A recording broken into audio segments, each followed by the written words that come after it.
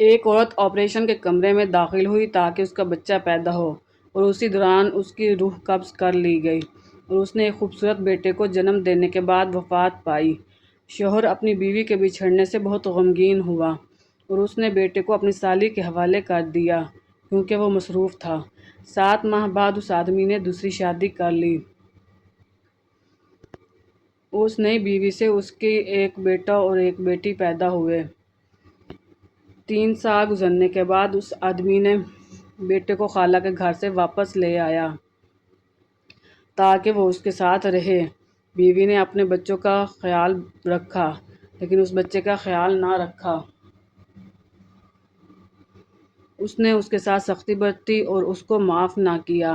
اکثر اوقات اس کو اکیلے کھانا دیا جاتا۔ ایک دن اس عورت نے اپنے خاندان کو رات کے کھانے پر مدعو کیا۔ بچہ کھانے کی میز کے پاس آیا اور وہاں موجود کھانے اور مٹھائیوں کو دیکھ کر اس نے کچھ لینے کے لیے ہاتھ بڑھایا۔ عورت نے اس کو دیکھ لیا اور سختی سے ڈانٹا۔ پھر اس نے اسے چاولوں کی پلیٹ دی اور بالکونی میں بٹھا دیا اور کہا، "یہاں بیٹھو جب تک مہمان چلے نہ جائیں، اپنی جگہ سے ہلنا مت۔" بچہ جو ابھی 4 سال کا بھی نہیں ہوا تھا، سردی کے موسم میں بالکونی میں اکیلا بیٹھا کھانا کھا رہا تھا۔ اسے سوتیلی ماں سے ڈر لگا کہیں وہ باہر نکلے اور اس کو مارے، تو وہ وہیں سو گیا۔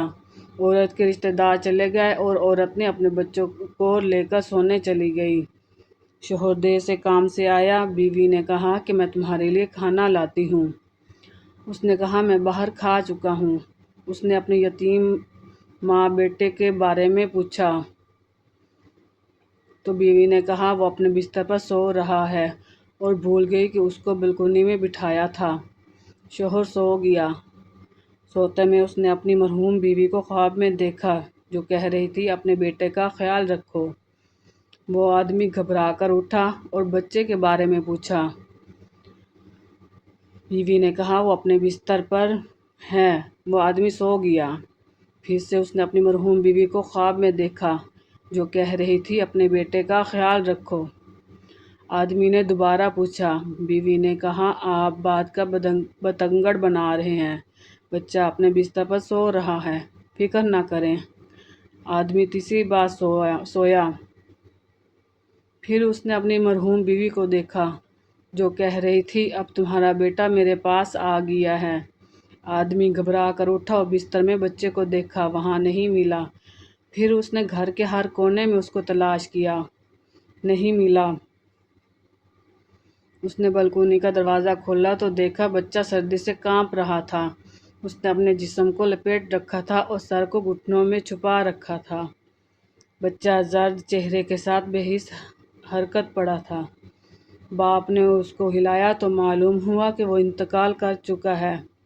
اس کے ہاتھ میں چاولوں کی پلیٹ تھی، کچھ کھا چکا تھا، کچھ چھوڑ دیا تھا، کیونکہ وہ اس سے ملنے والا تھا جو اس پر رحم کرے گی۔ وہ اپنی ماں سے ملنے والا تھا۔